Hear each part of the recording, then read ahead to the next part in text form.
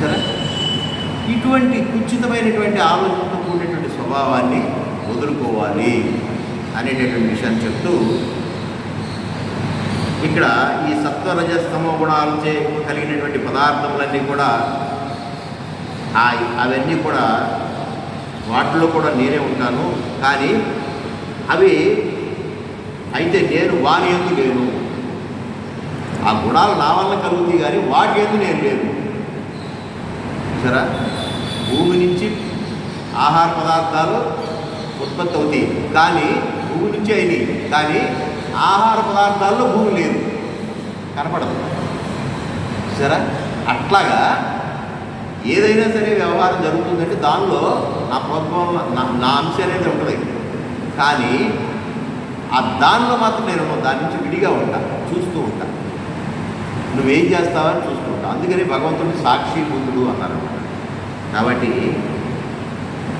ఆధారం లేనిదే అధ్యేయము నిలవదు. దేనికైనా ఆధారం అనేటటువంటిది ఉండాలి.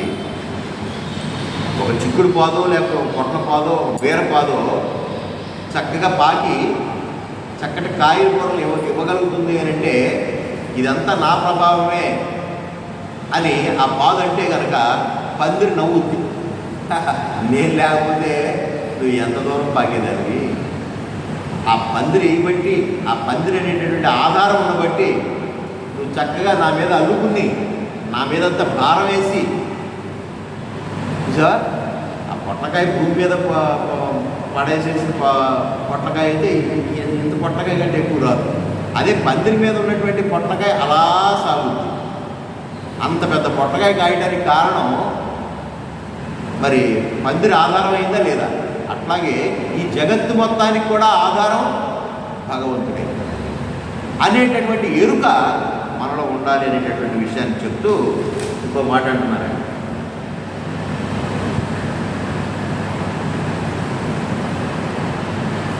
త్రిగుర్గుణమయైర్భావైరేపి సర్వమిదం జగత్ మోహితం నాభిజానాతి మామేభ్యః పరమవ్యయం. ఈ చెప్పబడినటువంటి 3 విధములకు సత్వ రజస్ తమో గుణముల యొక్క వికారములకు స్వభావములు చేతే ఈ ప్రపంచమంతయు కూడా మోహం అంటే అవివేకము పొందింపబడినదై ఆ గుణముల కంటే వేరై నాశరహితుడైన నన్ను తెలుసుకున్నదాలకున్నది. అది ఈ 3 గుణాలే మనం ఏడ్పించేది.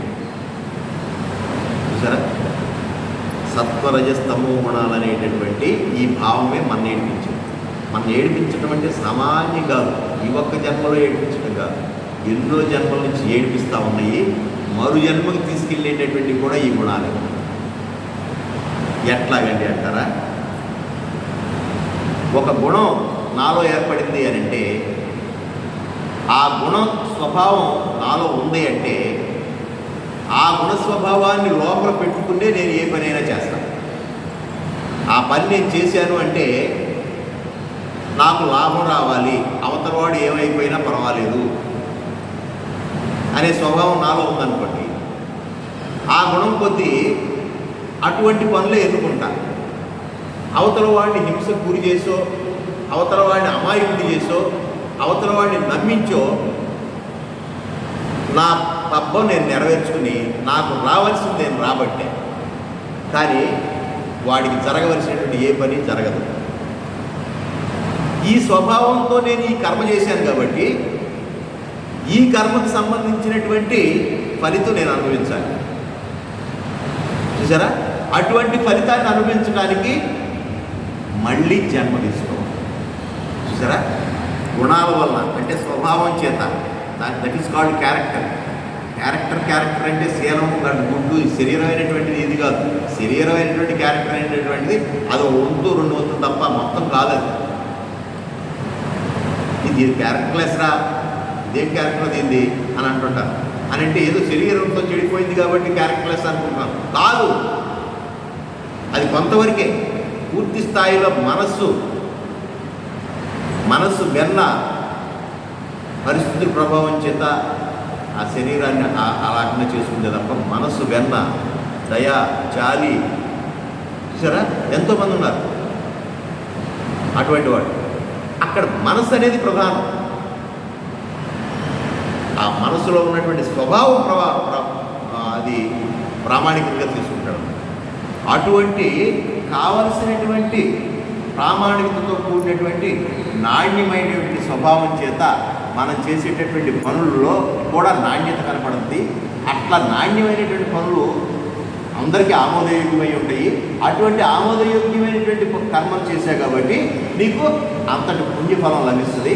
అంతటి పుణ్యఫలం లభించింది కాబట్టి దాన్ని అనుభవించడానికి నువ్వు మంచి జన్మలు తీసుకుంటావు. ఇక్కడ గుణాల వల్ల కర్మలు ఏర్పడతావు.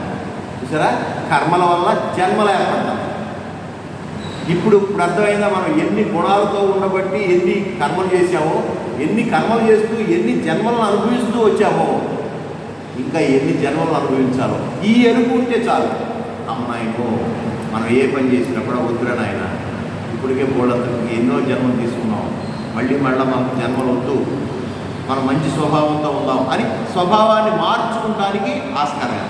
లేకపోతే నువ్వు మారు అని మనవాళ్ళు చెప్తుంటారు చాలామంది. మనిషి మారాలరా, మంచిగా ఉండాలా. ఏంటి మంచిగా ఉంటే ఏమొస్తుంది అన్నప్పుడు ఇది చెప్పగలరా.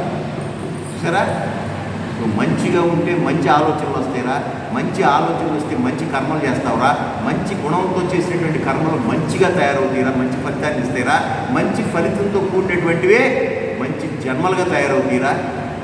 లేకపోతే ఈ జన్మ చక్రంలో ఇరుక్కుపోతాం. ఏదో ఒకనాటికి మంచి చెడు రెండు కూడా భగవంతుడికి అర్పించేసేటటువంటి సమస్థితికి వచ్చిన రోజున నువ్వు వైట్ పేపర్ లాగా ఉంటావు. ఆటోమేటిక్గా నీకు జన్మరాహిత్యం ఏర్పడుతుంది. ఇక నీకు శరీరాన్ని ధరించవలసినటువంటి అవసరం లేదని చెప్తాను. దట్ ఈస్ కాల్డ్ జ్ఞానం. అది బోధించాడు ప్రాక్టికల్. సరే, అంతకుముందు లేదా అంటే జ్ఞానం అనంతం ఉంది. కానీ చక్కగా ఒక టెక్స్ట్ రూపంలో అందరికీ అర్థమయ్యే భాషలో ఉపనిషత్తుల్లో ఉన్నటువంటి సారాంశాన్ని చాలా శ్లోక రూపంలో 700 పద్యాల రూపంలో మనకి ఈ లోకానికి అందించబట్టే మనం ఏంటో తెలుస్తుంది, మన కెపాసిటీ ఏంటో తెలుస్తుంది. ఇదంతా మనమే అనుకున్నాం. సరే, ఇదంతా నా ప్రతాపమే అనుకున్నాం. కాదు, నీదేమీ లేదు తేల్చి పారేస్తూ నువ్వు ఎలా ఉండాలో అనేటటువంటి విషయాన్ని, నీ గుణాలు ఎలా మార్చుకుంటూ రావాలో అనేటువంటి విషయాన్ని చెప్తూ ఆత్మజ్ఞానం వైపు మెల్లిగా నడిపిస్తూ ఉన్నాడు. సరే, కాబట్టి ఇక్కడ అంటాడు మళ్ళీ ఈ త్రిగుణాలకి సమస్త మూలమైనటువంటి ఈ 3 గుణాలకి కూడా ఆయన అతీతంగా ఉంటాడు. ఆయన దేన్ని కూడా అంటుకోడు. జనరల్గా జన్మనిచ్చాము, పిల్లలకి కావాల్సినటువంటి జ్ఞానాన్ని ఇచ్చాం, కావాల్సినటువంటి సౌకర్యాలన్నీ చేసాం. ఇక అక్కడి నుంచి వాడు ప్రవర్తించే తీరును బట్టి, వాడు యాక్ట్ చేసేటటువంటి కర్మను బట్టి వాడి యొక్క కెరీర్. అట్లాగే భగవంతుడు కూడా అన్ని రకాలైనటువంటి ఏర్పాట్లు చేసి ఈ భూమి మీదకి పంపించిన తర్వాత ఆయన ప్రతిదాన్ని జోక్యం చూస్తూ ఉంటాడు. ఎప్పుడో కష్టం కలిగి నాన్న అని చెప్పి నాన్న వైపు ఎదురు తిరిగినప్పుడు రా నాన్న అని చెప్పేసి ఎదురు గవ్వబోయాడు. ఆనాడు ద్రౌపది ఒలువులు ఓడదీస్తూ ఉంటే ఆఖరి నిమిషం వరకు ఎందుకు రాలేదని అంటే వాళ్ళని అర్థించింది తప్ప కృష్ణ అని అనలేకపోయింది ఫస్ట్లోనే. చూసారా, ఆ దుశ్శాసనుడు లోపల ఎక్కడో అంతఃపురంలో ఉన్నటువంటి రాణివాసంలో ఉన్నటువంటి ద్రౌపది యొక్క ఆ కేశపాశమును పట్టుకుని, అంటే జుట్టును పట్టుకుని లాక్కుంటా ఈడ్చుకొచ్చిన రోజున కృష్ణ అన్నకు అక్కడే దుశ్శాసనుడు ఎత్తుకొత్తు చచ్చిపోయావు గౌడేమో. కానీ తాను అతని నుంచి విడిపించుకోవడానికి ప్రయత్నం చేసింది, తన బలాన్ని ఉపయోగించింది. ఆ తర్వాత వీళ్ళెవరో సహాయం చేస్తారేమో చూసింది. తాత కుర్చీ వెనకాల దాక్కుంది, ద్రోణాచార్యుడు కుర్చీ వెనకాల దాక్కుంది, మామయ్య అంటూ ధృతరాష్ట్రుడు కుర్చీ దగ్గరికి వెళ్ళింది. ఇంత చేసిందే కానీ వీళ్ళందరూ కూడా ఏమీ చేయలేని పక్షంలో అప్పుడు కృష్ణ, అప్పుడు మాత్రమే ఆయన అంటాడు. అందుకని భగవంతుని ఎప్పుడైతే ఆర్తితో నువ్వు పిలిచావో అప్పుడు నీ పక్కనే ఉంటాడు. భగవాన్ సత్సాయిబాబు చెప్పినట్టుగా I am with you, in you, above you, around you, below you. నీ పైన, కింద, పక్కన, నీలో, నీ చుట్టూ అంతా కూడా నేనే ఆవరించి ఉంటాను. కానీ నువ్వు ఆ ఆర్తితో పిలవాలి. ఆ ఆర్తి నీకుంటే కనుక భగవంతుడు ఎప్పుడు మనకి రక్షణగా ఉంటాడు. ఆ ఆర్తి అనేటటువంటి కష్టాల్లో ఉన్నప్పుడు మాత్రమే కాకుండా సుఖాల్లో ఉన్నప్పుడు కూడా భగవంతుడు తలుచుకోగలిగినటువంటి ఆ ఎరుక కనుక మనకుంటే ఇంకా మంచిది కదా. అందుకనే బుద్ధిమాత ఏం కావాలంతా అని అడిగితే నాకు కష్టాలు పెట్టాను. అదేంటి అందరూ సుఖాలు కోరుకుంటే కష్టాలు కోరుకున్నాడు, నేను మర్చిపోతానేమో, కష్టాలన్నా ఉంటే దేవుడా దేవుడా అంటాను, లేకపోతే నేను మర్చిపోతానేమో అని అంటున్నాను. చూసారా? అట్లాగా ఇంకో మాట చెప్తూ దైవీకేశ గుణమయీ మమ మాయా దురత్యయ మామేవయే ప్రపద్యంతే మాయామేకం తరంతి తే. ఏలయనగా దైవ సంబంధమైనది త్రిగుణాత్మకమైనది నా యొక్క మాయ దాటుటకు కష్టసాధ్యమయ్యమది. ఎవరు నన్నే శరణు పొందుచున్నారో వారి మాయను నుంచి దాటవేయగలను. అది పెద్ద మాయలో చూస్తూ ఉన్నది మంచిగా కనిపిస్తుంది, కానీ దాన్ని పరిశీలిస్తే కానీ తెలియదు. మేడిపొట్టు చూడ మేలిమయుండు, పొట్టవింపు చూడ పురుగులుండు అని వేమని చెప్పినట్టుగా ఈ మాయాలోకం అంతా పైకి ఒక రకంగా కనపడుతుంది, లోపం ఒక రకంగా ఉంటుంది. దాన్నే మాయ అంటారు. శిశువు పుట్టినప్పుడు డైరెక్ట్గా పుట్టడం, మాయతో కూడి పుడతాడు. చూసారా? ఆ మాయంతా తొలగిస్తే కానీ క్లారిటీగా శిశువు కనపడదు. అట్లాగే ఈ ప్రపంచానికి అంటే ఈ జగత్తుకి, ఈ జగత్తులో ఉన్నటువంటి జీవుడు అనే భావంతో ఉన్నటువంటి మనకి, ఆ జగదీశ్వరుడికి మధ్యలో మాయ అనేటటువంటి కర్టన ఉంది. చూసారా? ఈ మాయ అనేటటువంటి కర్టను తొలగించుకుంటే కానీ ఆ జగదీశ్వరుడు మనకి ప్రత్యక్షం కాడు. ఏమిటి మాయ అంటే అజ్ఞాన రూపంలో ఉన్నది. ఎట్లాగూ అని అంటే మనం చాలాసార్లు చెప్పుకున్నాం, ఒక అద్దం ఉన్నది, మనం ఎన్నోసార్లు చూసుకున్నాం, బాగానే కనపడింది, కానీ నిన్నటి నుంచి కనపట్లా.